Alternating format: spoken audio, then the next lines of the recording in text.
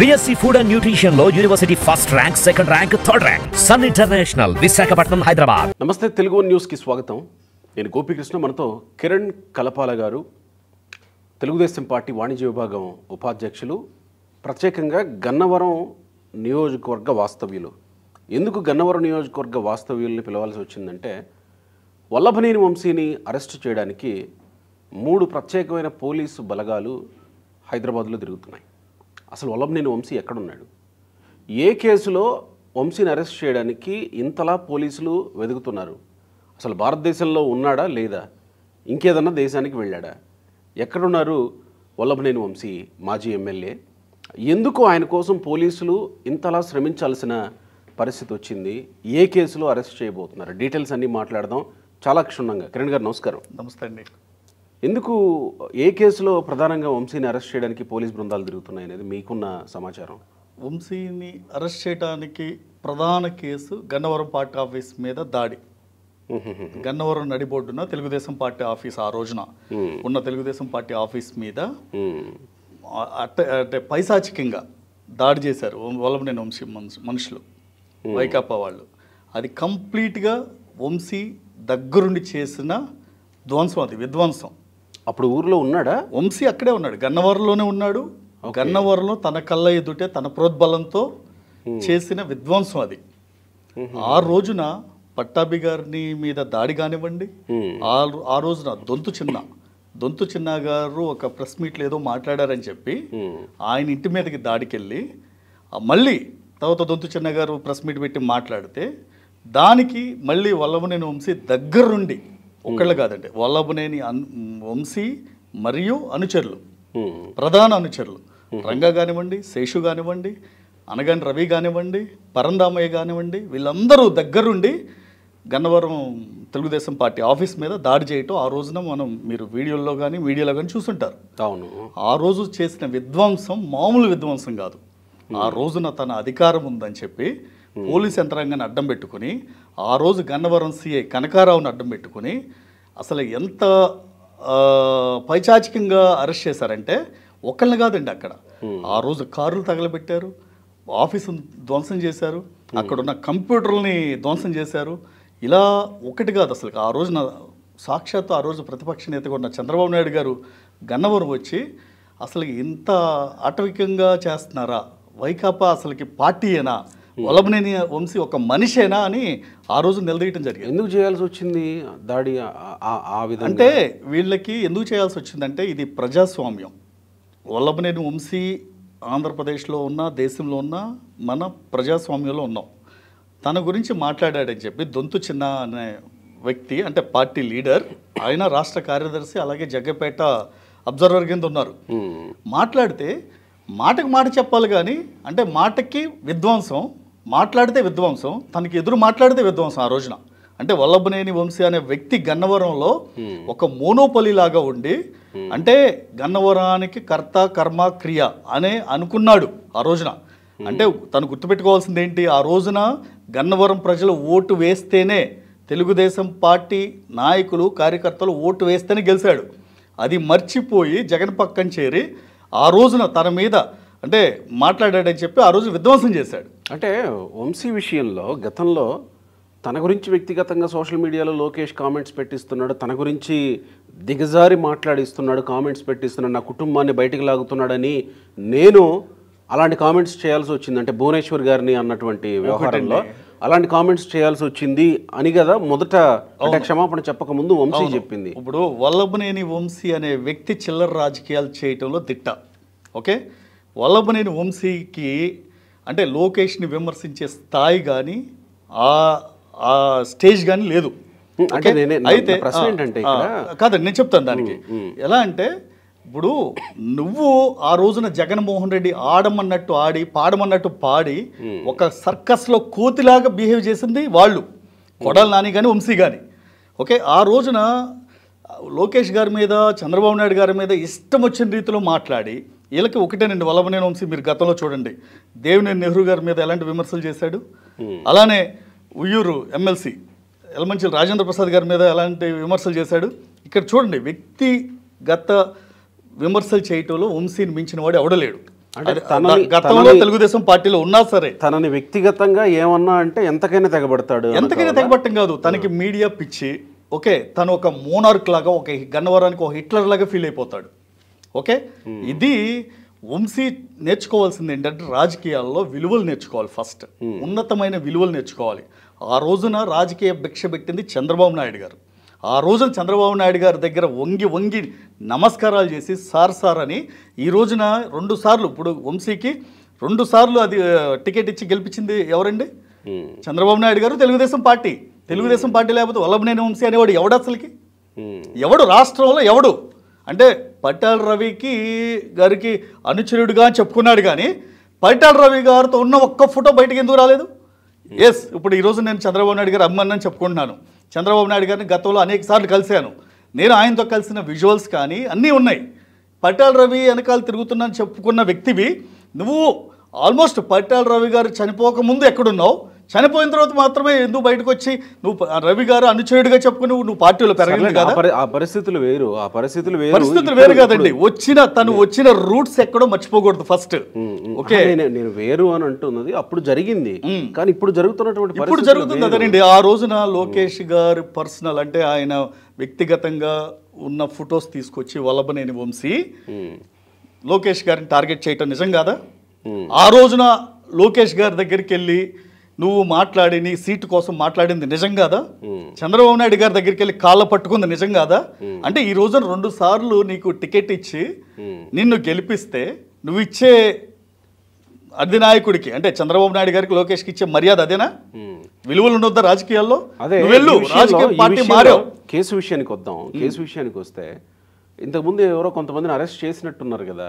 అంటే నేనేమంటున్నానంటే ఇప్పుడు ఏ 71 గానో ఉన్న వల్లభనేని వంశీని అరెస్ట్ చేయడానికి తిరుగుతున్నారంటే అసలు మీరు అంటున్నట్టు ప్రధాన సూత్రధారి ఆయనే అయితే ఏ 71 పెట్టడం ఏంటి? అదేగా ఇప్పుడు నేను ఒకటే పోలీసు శాఖకి, డీజీపీ గారికి, ఆంధ్రప్రదేశ్ డీజీపీ గారికి విజ్ఞప్తి చేసేది, అలాగే హోమ్ మినిస్టర్ అనిత గారికి విజ్ఞప్తి చేసేది ఒకటే. ఇప్పుడు దీన్ని చేపించింది వల్లభనేని వంశీ. ఎవరు ప్రోద్బలంతో జయించాడు? ఆ రోజు గన్నవరం ఎమ్మెల్యే వల్లభనేని వంశీ ప్రోద్బలంతోనే ఆ గొడవ జరిగింది, ఆఫీస్ని తగలబెట్టడం జరిగింది. అలాంటిది వల్లభనేని వంశీని A1 పెట్టకుండా A71 పెట్టడం వెనక మర్మం ఏంటి? నేను డీజీపీ గారిని అలానే పోలీస్ శాఖని నేను అడుగుతున్నా, క్వశ్చన్ చేస్తున్నా. అంగళ్ళ కేసు మనం చూసాం. చంద్రబాబు నాయుడు గారు పర్యటనకి వెళ్ళారు, అక్కడ జరిగిన గొడవ ఏంటో చూసాం. అవును, చంద్రబాబు నాయుడు గారు కనీసం వ్యాన్ కూడా దిగల.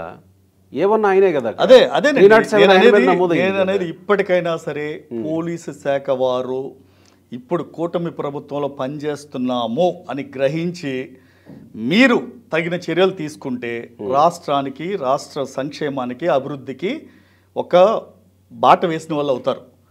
ఇలా మీరు తప్పు చేసిన వాడిని A71 కింద పెడితే కొంతమంది అమాయకులు ఉన్నారు అందులో.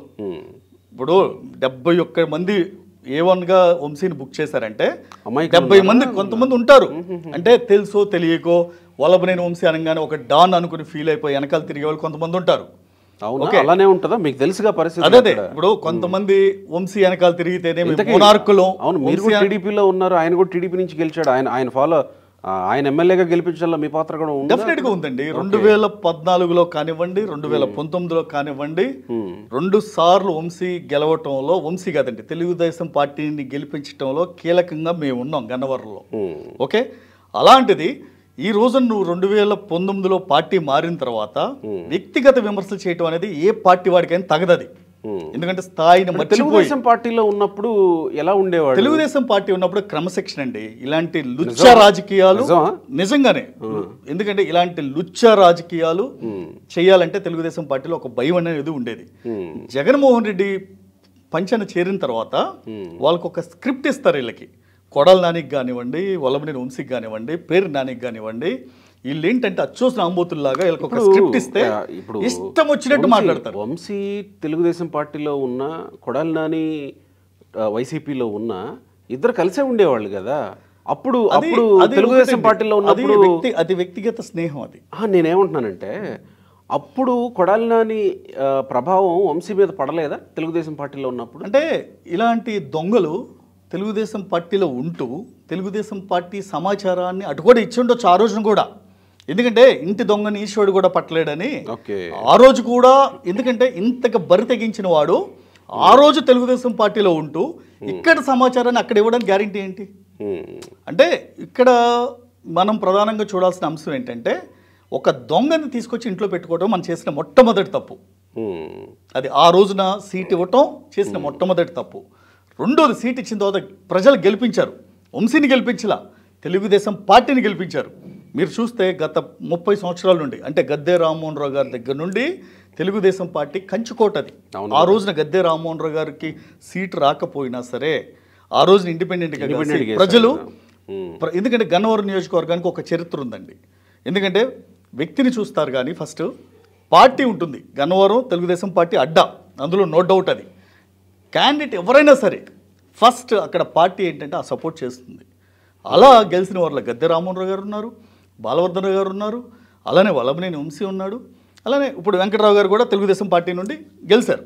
అంటే ఇక్కడ మనం చూడాల్సింది ఇలాంటి వ్యక్తి, అంటే గన్నవరంలో ఇలాంటి నీచ రాజకీయాలు చేసిన వ్యక్తి వల్లభనేని వంశీ మాత్రమే. సరే, మీకున్న సమాచారం మేరకు ఇప్పుడు 3 బృందాలు హైదరాబాద్లో తిరుగుతున్నారు అనేది మనకు ఉన్నటువంటి సమాచారం. వీళ్ళు హైదరాబాద్లోనే తిరగాల వంశీ కోసం, ఇంకెక్కడికైనా వెళ్ళాలా? డెఫినెట్గా అండి. వల్లభనేని వంశీకి ఇప్పుడున్న పరిస్థితుల్లో హైదరాబాద్లో తలదాచుకున్నాడు. అవునా? అవునా? వైకాపా ఓడిపోయిన తర్వాత హైదరాబాద్లో తలదాచుకున్నాడు. ఎక్కడ మైహోం భూజాలో ఉంటూ కొంత ఇక్కడ నుండి సమాచారాన్ని సేకరించుకుని ఏం జరుగుతుందో అనేది తెలుసుకున్నాడు. తరువాత మధ్యలో యుఎస్ వెళ్ళాడు పర్మనెంట్ వీసా కోసం. ఓకే, గ్రీన్ కార్డ్ కోసం, EB5 వీసా కోసం. అక్కడ కాలబేరానికి వచ్చి చంద్రబాబు నాయుడు గారిని, లోకేష్ గారిని కలవటానికి శత విధాల ప్రయత్నించాడు. ఎవరి ద్వారా? కొంతమంది తన మిత్రులు, పార్టీకి సంబంధించిన వాళ్ళ ద్వారా ఓకే, కలవడానికి శత విధాల ప్రయత్నించాడు. గతంలో తెలుగుదేశం పార్టీకి తనకి మధ్య మ్యూచువల్ గా ఉండేటువంటి వ్యక్తుల ద్వారా శత విధాల ట్రై చేశారు. వాళ్ళు ఎవ్వరూ కోఆపరేట్ చేయలేదు. అమెరికాలో ఉన్న ఎవరు మిత్రులు ఎవరు కోఆపరేట్ చేయలేదు. నెక్స్ట్ మళ్ళీ కొన్ని రోజుల తర్వాత వచ్చేసాడు, ఇండియాకి వచ్చాడు. హైదరాబాద్కి వచ్చి మళ్ళీ ఇప్పుడు ఎప్పుడైతే గన్నవరం కేసు మళ్ళీ పోలీసులు దాన్ని విచారణ చేసి ఆల్రెడీ 17 మందిని అరెస్ట్ చేశారు, అలర్ట్ అయిపోయాడు. అలర్ట్ అయిపోయి ఇప్పుడు మాకున్న సమాచారం ప్రకారం నేపాల్ వెళ్ళాడు అనేది ఒక సమాచారం. ఎందుకంటే డెఫినెట్గా, ఎందుకంటే గతంలో ఈ వల్లభనేని వంశీ, తర్వాత కొడాలి నాని అండ్ చీకోటి ప్రవీణ్, క్యాసినో, వీళ్ళందరూ కలిసి గోవాలో ప్రాపర్టీస్ కొన్నారు. వీళ్ళందరూ గోవాలో యాక్చువల్గా ఏంటంటే గవర్నమెంట్ పోతుందన్న విషయం వీళ్ళకి తెలుసు, వైకాపా ఓడిపోతుందన్న విషయం తెలుసు. వీళ్ళు మకాంని గోవాకి మారుద్దాం అనుకున్నారు. కాకపోతే కొన్ని పరిస్థితుల వలన అక్కడికి వెళ్లకుండా మళ్ళీ ఇప్పుడు నేపాల్కి మకాం మార్చారు. నేపాల్కి మీకు వీసా కూడా అవసరంలా. అవును కదా. నెక్స్ట్ యుఎస్లో ఉంటే అక్కడ వంశీ యుఎస్లో, ఎందుకంటే వంశీకి తెలుగుదేశం పార్టీకి ఇలానే కామన్ ఫ్రెండ్స్ ద్వారా ఇన్ఫర్మేషన్ బయటకు వస్తుంది. అందుకని ఇప్పుడు ఏ కంట్రీకి వెళ్ళినా సరే డెఫినెట్గా ఇప్పుడు ఏపీ పోలీసులు చేయాల్సింది ఏంటంటే లుక్అవుట్ నోటీసులు ఇవ్వాలి. ఓకే, లుక్అవుట్ నోటీసులు ఇస్తే ఎక్కడి నుండి ఎక్కడికి ప్రయాణించాలన్నా సరే ఎయిర్పోర్ట్కి రావాలి, ఎయిర్పోర్ట్లో అరెస్ట్ చేస్తారు. అది చేయాలి ఫస్ట్. అలాంటివి చేస్తారని ముందు చూపుతో ముందు జాగ్రత్తగా నేపాల్ వెళ్ళిపోయాడు. నేపాల్ వెళ్తే కనీసం పాస్పోర్ట్ కానీ వీసా కానీ ఏది అవసరంలా.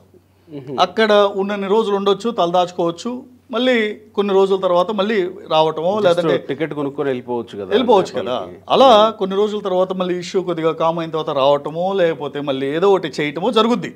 ఇప్పుడు ప్రస్తుతానికైతే వల్లభనేని వంశీ డెఫినెట్గా నేపాల్లో ఉన్నాడని మాకు పూర్తి సమాచారం ఉంది. మరి వీళ్ళు చికోటి ప్రవీణ్ వీళ్ళందరూ కూడా వెళ్ళారా, లేకపోతే వాళ్ళు ఇక్కడే ఈ గన్నవరం కలిసే ఉన్నారని? అంటే గతంలో కలిసి వ్యాపారాలు, తర్వాత గోవాలో ల్యాండ్స్ కొనటాలు ఇలాంటివి జరిగినాయి. అంటే ఇక్కడ విషయం ఏంటంటే ఇప్పుడు చీకోటి ప్రవీణ్ కూడా గతంలో వాళ్ళతో కలిసి క్యాసినోలు పెట్టాడు. గుడివాడలో క్యాసినోలు పెట్టారు, విషయం తెలుసు. ఇలా కొంత వీళ్ళిద్దరు కలిసి కొడాలి నాని అండ్ వల్లభనేని వంశీ, చీకోటి ప్రవీణ్ కలిసి గోవాలో ఆస్తులు కొన్న విషయం ప్రజలందరికీ తెలుసు. ఇప్పుడు ఏంటంటే ఇది గన్నవరం కేసు వ్యవహారం, ఇది క్యాసినో వ్యవహారం కాదు. నెక్స్ట్ దాని మీద కూడా వస్తుంది, పోలీసులు డెఫినెట్గా విచారణ చేస్తారు. ఎందుకంటే గుడివాడ చరిత్రలో ఇంతవరకు ఎప్పుడు పేకట్టలు కానీ క్యాసినోలు కానీ పెట్టిన సందర్భాలు లేవు.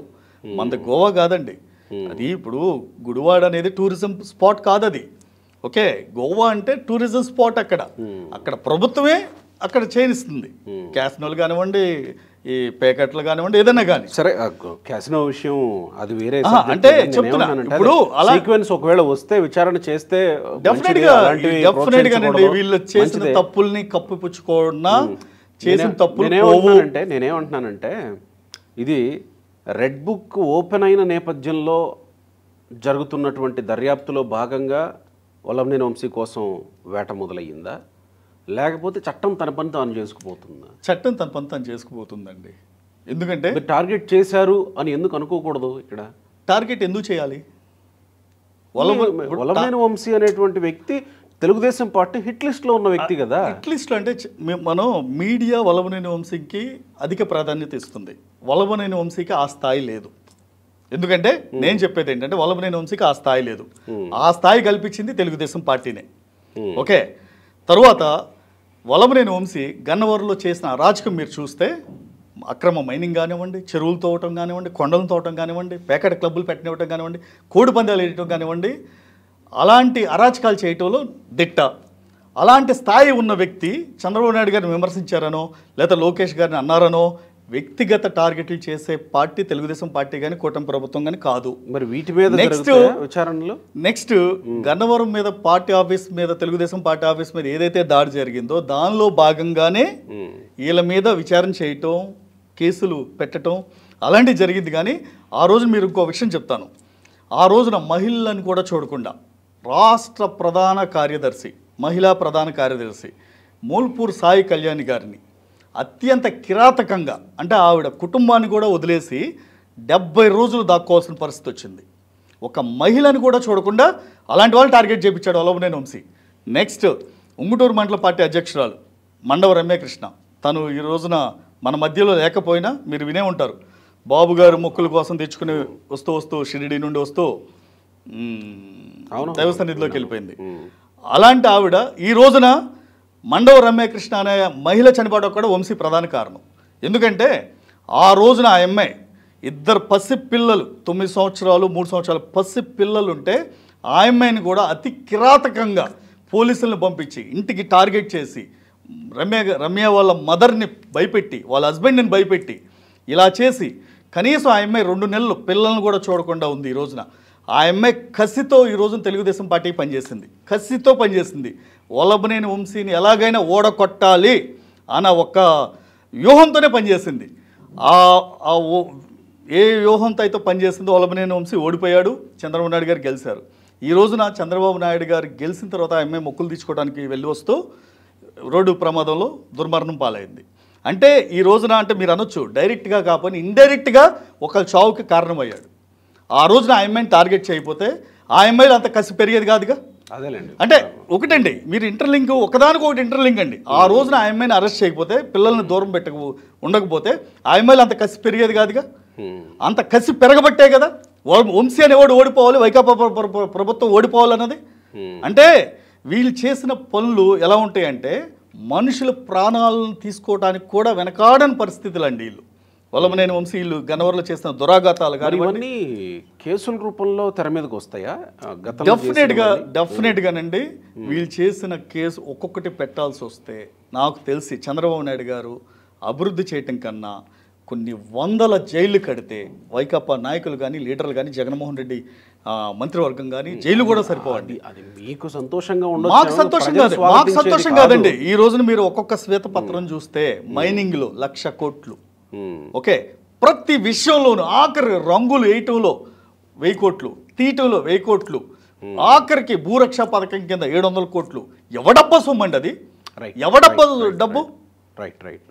సో ఇప్పుడు వల్లభనేని వంశీ ఇక్కడ కాకుండా బయట దేశాల్లో నేపాల్లో దొరికే అవకాశం ఉందనేది మీరు డెఫినెట్గానండి. మీకున్న సమాచారం ఇంటర్పోల్ సాయం తీసుకుని నేపాల్ వెళ్తే డెఫినెట్గా దొరుకుతాడు. మరి ఇప్పుడు అక్కడే ఉంటారా? మళ్ళీ ఉంటాడు. ఏం చేస్తాడు? ఇక్కడికి వచ్చి ఏం చేస్తాడు? అక్కడి నుంచి ఇంకెక్కడికన్నా వెళ్ళే అవకాశం ఉంటుంది? ఎక్కడికి వెళ్ళినా సరే వదిలే ప్రసక్తే లేదండి.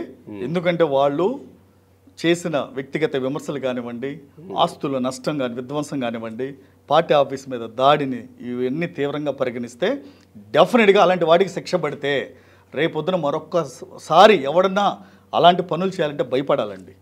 చట్టం అనేది అలా తయారు చేయాలి. ఇప్పుడు మీరు తప్పు చేస్తారు, 2 రోజులు జైలుకి వెళ్ళి బయటకు వచ్చేస్తే ఎవడు భయపడతాడు? ప్రతి ఒక్కడు దాన్ని ప్యాషన్గా తీసుకుని ఆయన బయటకు వచ్చాడు కదా అని నేను కూడా తప్పు చేయడం మొదలు పెడతాను. నాగార్జున యాదవ్ని అరెస్ట్ చేశారు, తెల్లారి పొద్దున ఢిల్లీలో కనపడ్డాడు. అదేనండి, చెవిరెడ్డి మోహిత్ రెడ్డికి అరెస్ట్ చేశారు, 41A నోటీస్ ఇచ్చి పంపించారు. అదేనండి చట్టం ఏదైతే ఉందో. మరి అలా కాదు, ఇలాంటి పరిస్థితి ఉన్నప్పుడు వల్లభనేని వంశీ కూడా భయపడి ఎక్కడికో వెళ్లాల్సిన అవసరమే ఉంది. ఏదో నోటీస్ ఇస్తారేమో కదా. మరి తను భయపడ్డాడు కదా.